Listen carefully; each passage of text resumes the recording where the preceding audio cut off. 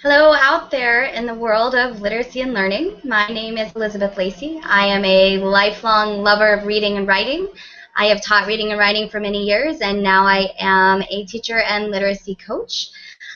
Today I am going to be talking to you about ways to rethink the way we use rubrics, specifically rethinking the way we're getting students to use rubrics and using them for their own learning sake as opposed to our grading sake. If you have questions, comments, great ideas, or any other thoughts, you can see the hashtag, the EdCollab Gathering, and this is session 16, so please tweet those in. I will be watching for them throughout the session. So I'm going to start, and I wanted to share with you this idea that I wanted to rethink rubric use for a couple of reasons. I want us to talk today specifically about how students can use rubrics for goal setting, for differentiation, and for their own defense of their learning. When I started this work, it's because I realized these are some things I have been taught about rubrics. So throughout the years, as educators, we are taught how to create a rubric. We are taught how to use a rubric as teachers to norm looking at student work. But then the learning about how to show students how to use rubrics sort of stops with the good old chocolate chip cookie lesson, where we show students this is a rubric to measure a chocolate chip cookie, and it gets a 2 if it has some chocolate chips and a 3 if it has lots of chocolate chips. And from there, we then sort of slip into a couple of things. And I feel like over the years, I've taught students what a rubric is, and when we ask them what it is, they say it's the thing you grade us on, or it's how we know how we're doing.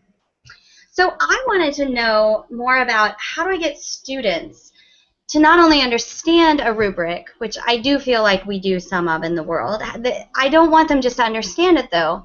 I want them to actually use it as a stepping stone for their own growth.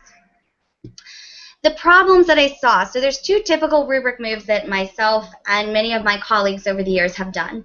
The first typical rubric move we do is we start at the beginning of a writing unit with the best of intentions. We give students a rubric.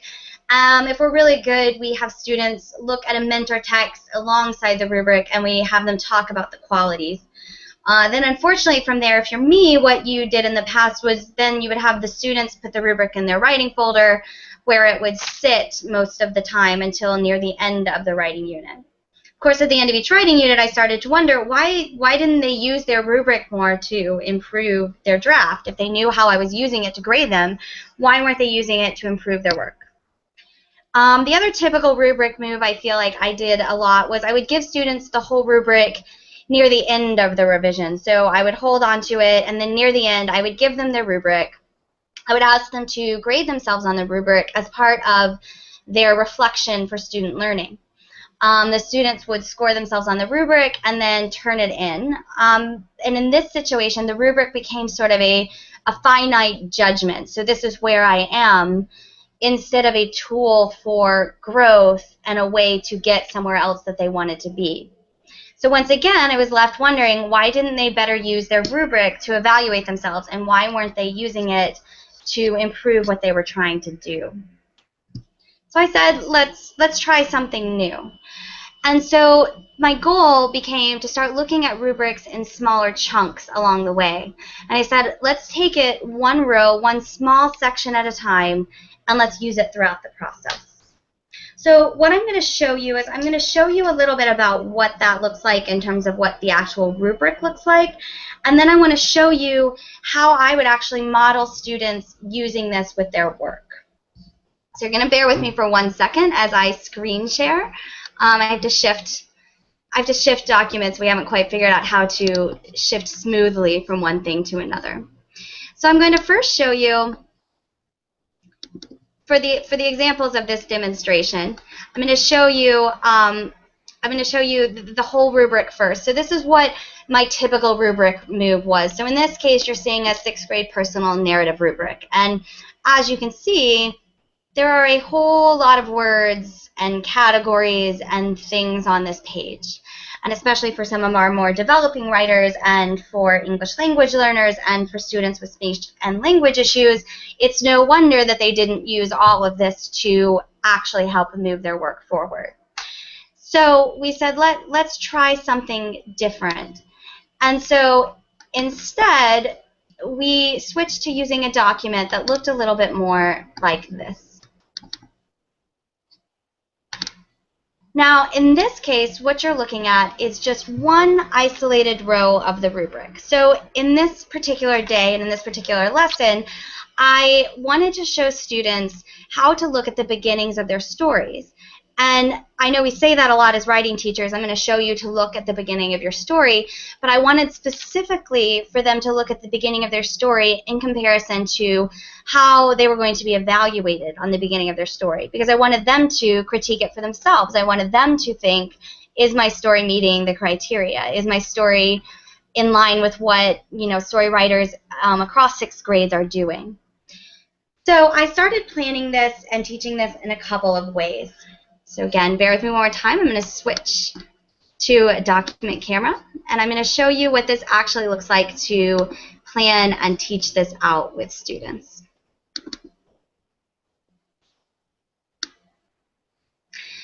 So when I'm planning to teach students about rubric work and students about moving throughout the rubric work, I am actually going to use the rubric and the row of the rubric to create a checklist for myself. And when I was initially looking at this, I was thinking about how oftentimes when we model our writing, we start by immediately modeling the level we want them to meet when we're done writing. And for a lot of my students, if it's the first time ever writing a story or if it's their first time really trying to push themselves, I wanted to create more of a stair stepper. I wanted to create more ways for them to slowly move up to where it was and for them to take one step at a time, because I felt often they were at the bottom of the staircase and I was showing them the very top and I was wondering why they weren't just walking up the stairs. So what I did was I looked at what we said a level 1, 2, and 3 beginning was. And when I was planning out my beginning, I was actually looking at between a level 2 and a 3, because I said to myself, I want to get at somewhere between those two so I have somewhere that I go. So I made a checklist for myself of things, when I'm planning my own model, things I wanted to do. So I knew I wanted to be at about the level 2 when I started class. And so for 6th grade, we had said that at a level 2, you did describe what's happening in your story. And you did describe where it was happening, and you gave some clue to the action. So I started out, and here's my level 2 beginning. I'm telling a story about my friend Natalie and I, who were sort of overly creative when we went to play in the park, and we ended up causing a whole lot of trouble. So here's my beginning at a level 2. I said, all right, so I know that I need to describe what's happening, describe where, and give a clue to the action. And as I planned and wrote each part of this, I used it as a checklist for myself. So I said, okay, I'm going to describe what's happening and where. Natalie and I were forced to play at Nettie Schultz Park. The park was super lame, with an old slide and a merry-go-round and a few swings. We had wanted to go do something really fun for spring break, but we're stuck trying to find things to do. So I'm going to show this to my students, and I'm going to ask them what they see. And I'm going to say, is this, if I'm just worried about the beginning, I'm not worried about the whole rubric, I'm not worried about how I'm doing overall, I'm just worried about the beginning. Of course, obviously this level 2 part, they wouldn't see that. And I would ask them to really look at and evaluate, and they would eventually come up with, yeah, I think this is about the level 2. And this is the stuff that I feel like I was missing before that became really key, which was, okay, so then what do I need to do as a writer to move to that level 3? Because there's some very specific things that I could do that would make my writing so much better. So the first thing that I looked at and the first thing I said I could do is the rubric here for level 3 says I used many details to describe who, when, where, and what. So I'm going to actually make some goals. I'm going to make some notes to myself of things I need to do. And I'm going to say many details. And in particular, I want to make sure that I tell who, when, where, and what. The second thing that this one says that I'm not sure I've done yet is it says that I've got to hint, I've got to move the story forward by hinting at a bigger problem or idea. So I'm going to put, I need a hint, I hope it's interesting, a hint about the problem or the idea. So in the past, I might have waited to do this till the very end with the students, but unfortunately at the very end, they're looking at several rows and several different things, and it's very hard to make this specific task list for myself, this specific checklist of things I could do for lots and lots of categories at once. But right now, I'm doing it, I'm just worried about my beginning, and so I'm going to say, all right, I know I need to try this again. So I'm going to model for the students. I'm actually going to draw a line on my paper, or if I'd written more of my story, I might write it on the back. And I'm going to try this again. But this time, I want to make sure that I've got many details. I've got lots of details about who was there. And when I do that, I'm going to check that off. And then I want many details about when it happened. And when I do that, I'm going to check it off. So I would actually model writing a little of this with the students. And I would use this as a physical checklist. When I do these things, I'm going to check them off so that I know I'm moving closer to grade level or closer to what sixth graders should be able to do as I'm writing this. So I'm going to start again. So last time I had just said Natalie and I were forced to go to Nettie Schultz Park. The park was super lame with an old slide and a merry-go-round. This time, I'm going to say something more along the lines of,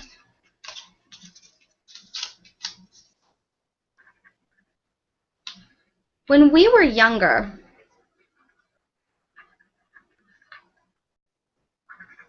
Nettie Schultz Park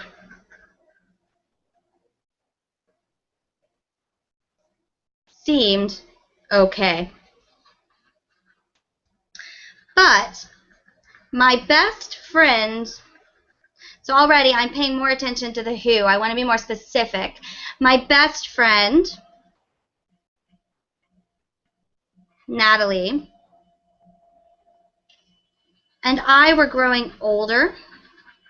So again, I'm being more specific about the situation. We're getting older. We're best friends. We wanted fun and adventure. Okay. So I would model more of that, and I'm going to show you what my finished modeling of this section looked like the second time around. So my finished modeling the second time around looks like this. When we were younger, Nettie Schultz Park seemed pretty great. But my best friend Natalie and I were growing older. We wanted fun and adventure. On that early morning of spring break, so again, I'm being more specific about when, on that early morning of spring break, when we were forced out of the house and to the playground, the park seemed especially lame.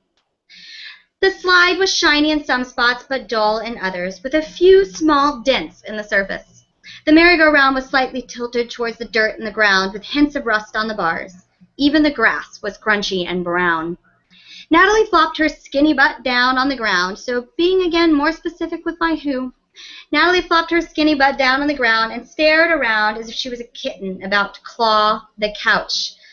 So I'm hinting that what we're about to do, this big idea, is not just any kind of something that we're going to find. When a kitten claws the couch, they're causing trouble. I'm so bored. We have to find something exciting to do.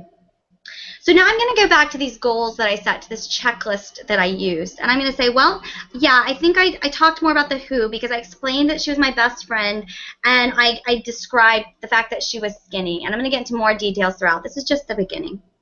I feel that I did a better job with the when because now I've explained that it's early morning and that it's part of spring break.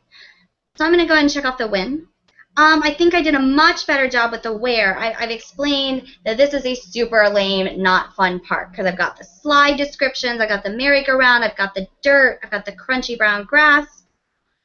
And I'm going to connect this what and this hint about the problem because the what is that we're at the park, but more importantly, the problem or this big idea that's coming, which is that we're going to cause some trouble because that's what children do when we're bored, right? So I've hinted about that. Now, I haven't said we were going to the park and we were about to cause trouble, but I've hinted at it because I've set up this idea that she was like a kitten clawing a couch, and I've also set up this line of dialogue. I'm so bored. I have to find something exciting to do. So I've used this one piece of the rubric, and I looked at where I was at the beginning, which was here. I described what was happening, I gave a where, and I gave a little clue to the action, but it was pretty boring. And then I thought to myself, how do I move from here to here? What do I have to do? And I made a list, a task list for myself of things that I was going to now go and do. Now, why didn't I just start here? Why didn't I just model at this 3 to begin with? And I started by thinking to myself, one, we really want our kids to get in this habit of constantly revising their work, of just starting by getting something down on paper and then constantly revising forward. So that was one reason why I wanted to start at the level 2, because I wanted something very accessible so they could all get something on the paper. So I started with my lower level modeling here because I just wanted them to sort of start the process. And I wanted them early on in the writing process, not at the end, not when we're almost done, but here's this giant rubric. But early on in the process, I wanted them looking at their work, realizing that there was more that they could do, and then moving their work up to that higher level, using just one column of the rubric at the time, using one idea. So this worked pretty well. It worked better than the tricks I'd tried before of just giving it out at the beginning or giving it out at the end, and found that a lot of students were able to move from there. However, we also found that some students were not quite ready even for this whole class level. So in a classroom where we have a mixture of students that are 2 to 3 years actually ready and above grade level, all the way down to emerging readers and writers in one room, this really wasn't in and of itself enough. And so what we found was we said, okay, let's take it even further. Let's break it down even more. 4 columns is a lot. 4 columns of looking at criteria is actually a lot. And if a student is all the way down to level 1, then trying to look at that 2 and 3 and 4 all at the same time is too much. So we started then looking at this idea of stations work, of breaking it down to just where the student was at and where we wanted them to go from there. So this level of differentiation allowed us to start out a period with students, and they would come in the room, and the night before we would have looked at their beginnings of their stories, and we would have said, okay, so again, as teachers, we're using this rubric along the way. We're using this rubric from the start instead of just at the end to evaluate day-to-day learning and to think about ways we can improve it. So having looked the night before at the different students' rubrics, we then said, let's put them just with the two categories that they need to look at. So if they're level 1 right now in terms of their writing, let's give them the level 2 and the level 1 and the level 2, and let's have them really analyze where they need to move from there. If we have some of our students that are higher level, so there's the 1 to the 2 up at the top. So a student that's at the 1 just showed what's happening and told where the story is happening. And all I want them to do that first time when they come in to revise is I want them to move from a 1 to a 2. Because what we found in the past is when they're at the 1 and we give them this rubric and we say, get to the 3. And again, it's this idea of asking them to leap up several steps instead of just taking it one stair at a time. And so what we did is we started off with stations where the students would come in, and if you're a level 1, you would start here. And you would just have the 1 and the 2. And from a planning perspective, again, I would have made my story even more simplistic so they could see examples of the level 1 and the level 2 together. And students could compare, what did they see, what did they notice was the difference between the 1 and the 2. And then they would make a list, similar to the checklist I showed before. What could they add to their story to move it to the next level? The student would then go in and try that, and once their story was at the level 2, they might be ready then to move on. So they could move to the next station. They could move to the same table as students who had come in at the level 2 that were working to move to the level 3. We also, for our students that were ready, we had our higher level groups as well. So they were already at this level 3, and they were ready to move to a level 4. And at a center like this, it might have looked like not only my modeling of a level 4, but perhaps some mentor texts that were even higher level, that they could try to name some things that they could do and take their story to the next level as well. So in planning for this, as a teacher, I was also creating my own checklist. I was creating things that I was able to do in my modeling so that by the time the students came in for the station's work, I had actually written 4 versions of my story because I wanted the students to see the growth progression from starting at my very basic, I showed what's happening and told where my story was happening, all the way up to my level 4, where I establish a narrator, describe many details, and get my story moving with a bigger problem or idea, as well as hint at important details that will be coming up later in my story.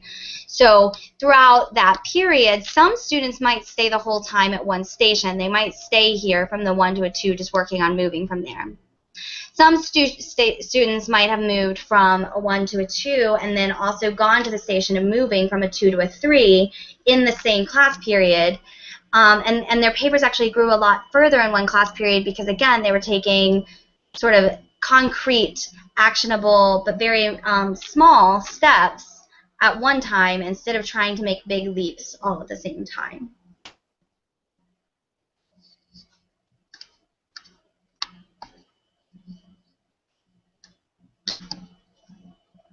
So this was something that we tried out, we played around with. Kids seemed to really be able to grab onto.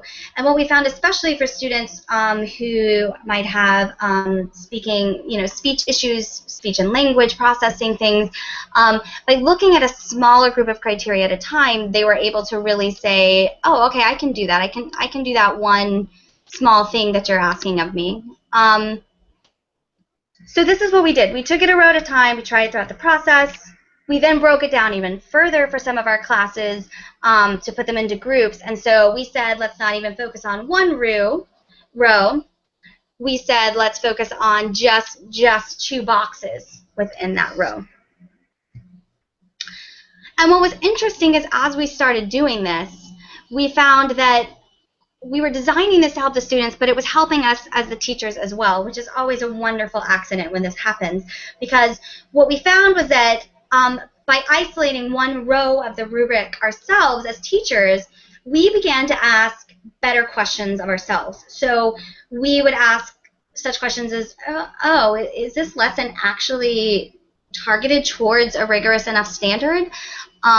Because sometimes accidentally, maybe my modeling wasn't as good as it needed to be. Or if it wasn't, is it because it was part of a carefully scaffolded plan that would eventually lead to the higher level work? So, for example, when I modeled beginning at a level 2 is because I felt it would open the doorway easier for students, and they actually, more of them got to the level 3 faster. The other thing that it really helped us to do and helped us to think about was just today, not overall with this whole big writing project, but just today, what am I looking for as I work with students? So, for example, when I started this work of modeling my beginnings, in the past, when I was looking at student work, I was really looking at their setting details. I wanted to make sure that they had established this vivid setting, or maybe I was looking that they had set up the characters really well. But when I really focused in on this row of the rubric, I realized we also wanted that hint about the problem. And I realized that wasn't something I had really been looking for in the past, because when I have the whole rubric in my head, when I have all the different categories, it's really hard to focus on the little nuances, the little things that make the writing that much better. So it was sort of a happy accident that by doing some of this, we found, oh, okay, this is actually creating little mini rubrics in our heads, little checklists in our heads, that can better show us what it is we're looking for in terms of our students each and every day as we go around in conference. So as a result of this looking at the student work more deeply and as creating this criteria, like I said, we found that our students with learning disabilities and our English language learners especially sort of had this eureka moment, and it was this sort of, thank you, why didn't you tell me this before? Why didn't you just tell me this is what you wanted? And as a teacher, we said, well, sorry, we thought that's what we were doing when we were modeling, and we thought that's what we were doing when we were giving you this giant rubric, but you're right, we should have just told you for this one day, this is more what I want.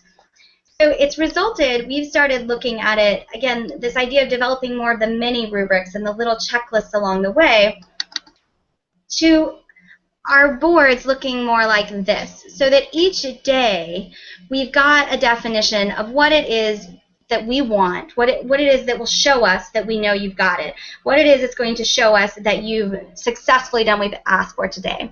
So this is an example of a teacher's board from a few days ago in our school, because as we began trying this learning work, they said, you know, you're right, like I'm so frustrated with them that they're not writing more, because I model more and I model that I want 3 details from the text. Why aren't they doing it? And then when we put the rubric criteria very clearly up on the board, and for some of our students with speech and language issues, we would also copy it onto a Post-it and put it in front of them at their desk. And what we found is the students began to use it like a daily checklist, like a rubric list. And suddenly they were doing all of the things that we wanted them to do, because again, we weren't trying to trick them. We were just showing them this is what we want. So the last way I want to show you to use rubrics is more for the students again than the teachers, because I feel as teachers we do a good job of using rubrics, but how do we get the students to use them?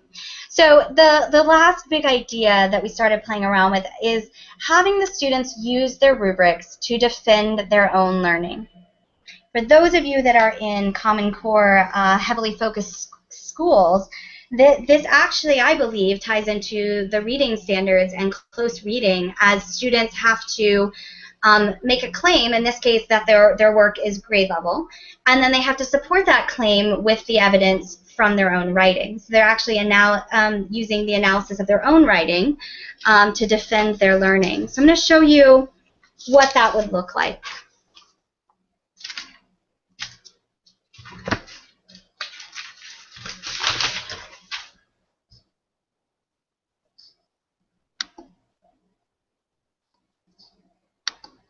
Well, I say I'm going to show you what that will look like. There we go. So in this case, a student has to defend that they've met the criteria, and they're going to actually look down at the rubric, and they're going to highlight and show specific things that they believe prove they've done what the rubric asked of them. So I might model this for students by saying, you know, one thing that we ask of students as storytellers, so this is just the narrative techniques row of the rubric. One thing that we ask of our students as storytellers, if you're in 6th grade, one thing you should be able to do is you should show why characters act the way they do. That's something that you should show. And oftentimes our students say, yeah, I did that, I'm done. And so I would say to them, prove it to me. The same way I would say, prove it to me if you're going to make the claim that PETA is actually the strongest, fighter in the Hunger Games arena. I'm going to say, prove it to me. You have to find the text details. So similarly, if you say you have level 3 writing, you have to prove it to me. So I would model this. I'd say, okay, I'm going to use my yellow highlighter, and I'm going to go into my text, and I'm going to find examples of when I showed why characters acted the way they did. So here's a section of my writing, and I'm going to read it. I'm going to see, can you see an example of why a character acted the way they did? Come on. We may as well do something. Want to see who can swing highest? Natalie looked at me. She saw my hopeful expression and grinned. Yeah, maybe we can actually swing so high we flip all the way over the top of the swing set. We raced over to the swings and jumped on. Okay, so I'm going to stop there because I was required to show why characters acted the way they did. And I believe that right here is an example of that. Because if I'm wondering, why did Natalie go with me over to the swing set in the first place? It's because she saw my hopeful expression. So I'm going to write off to the side, shows why Natalie went to the swings. So again, we're using this rubric analysis to actually have the students do close readings of their own work, to actually have students go in and defend their own learning and prove that they actually met the criteria. They have to analyze that. They have to prove that to us. So I would model one like this where I would prove it to them. And then I would say, all right, but I still don't believe you that you're a level 3. I still am not convinced. You have to convince me. So now I want you to take this pink highlighter, and I want you to find an example in your story that shows this component, that shows what the relationship between characters is like. So now you're going to take your pink highlighter, and I'm going to have my students help me with this one. So we're looking for a line in the story that shows what the relationship is like. So I'm going to read this section again. Come on, we may as well do something. Want to see who can swing highest? Natalie looked at me. She saw my hopeful expression and grinned. Yeah, maybe we can actually swing so high we flip all the way over the top of the swing set. We raced over to the swings and jumped on. I pumped my legs really hard. Could you really flip over? I wondered to myself. The swing squeaked and groaned as we swung faster and faster. Woohoo! There you go, you're gonna do it! I yelled to Natalie in encouragement. Can anyone find an example of where I show a relationship between the characters? And the students pointed this out, and of course they might not have used the same words, but they said, yeah, right here, they said, we know what kind of friendship you have. Because you didn't say, you're stupid, you're never going to swing over the top of the swing set. You were encouraging. So right here, I'm going to write relationship is good. These were the words my students gave me. Relationship is good, and we encourage each other. So now when a student says to me, yes, I know my work is a level 3, it's no longer just like, yeah, I checked my work, it's great. It's, I have actually gone through and I have evidence to prove to you how I know my work is a level 3. So there were two big things that we wanted to accomplish when we started out on this rubric work quest. The first thing I wanted to accomplish is that the rubric no longer was that finite ending judgment point. I wanted to accomplish that the rubric was a springboard for further work, and that the rubric was an interactive tool that we're using along the way. And it's something that the students are using to understand not just the grading criteria, but they're using it to understand the stepping stones they need to take to get to the grade level criteria. So it's no longer just like, oh, I got a 2 on this paper. It's now, right now I'm a 2, but I know what I need to do to move to that level 3. So the first big thing I feel like we started to accomplish by breaking down the rubric into these smaller chunks, sometimes breaking it down as far as just 2 of the 4, further breaking it down by coming up with a simple list of things that students needed to do that day. And again, especially for your lower level students, for language learners, for people with ADHD that might not have heard your directions the first times, having this simple checklist of things that they can do gives them that sense of empowerment so that they know what they have to work on, and they know that it's attainable. They know it's something that's a reasonable step to ask of them. The next thing we wanted to accomplish was that not only did they understand what the criteria are, but they could go so far as to analyze their own author's craft to prove that they had done what the rubric was asking them to do. So it's one thing for me to set a goal for myself and to say, I'm going to do these things. And then on the other side of doing that, I have to prove to you that I did them. And in doing all of this, what we found was that teachers were then more concretely aware of what it was they were looking for each day, of what success really did look like for students. So it's easy to have this big box, but it's very hard to then actually know what within that each day I'm looking for when I'm working with students. And if I see a student who was telling stories in the past and they were using good details and action and dialogue, I might have quickly moved on to the next student. But now I know that because I just have this one rubric row in my mind, and I know the deeper details, and I know maybe they did all of those things, but they didn't show how a character responded to something. And maybe I can give them that one little nugget that will help make them a solid grade level writer, as opposed to just quickly saying, yeah, it looks good, and moving on. So it's this way to sort of really look at the nitty-gritty with each student and to have students look for the nitty-gritty for themselves. And through all of this, we're sort of working as teachers to more deliberately model specific work with those small steps in mind and with the full picture of in success in mind.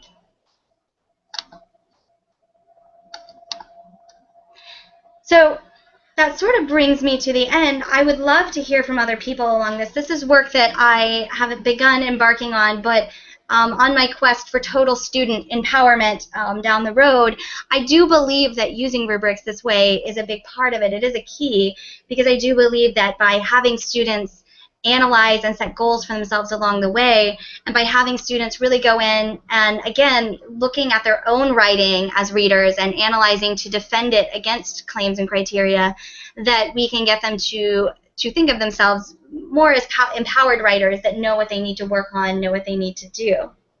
I would be curious to hear from you. What are some ways you've found to use rubrics really well in your classroom, or what are some ways you've found to get students to really figure out where they need to move and what they need to do next? So if you have good ideas about rubric work, about student-led goals, about how to get students to that next stage of success, I would be really curious to hear about them. You can share it on the Twitter feed, the Ed Club Gathering, #16. You can also reach out to me on Twitter at Lacy Literacy. And I hope to work with you all again soon on moving students forward with their writing. Thank you so much for joining me today for rethinking the way we use rubrics with students.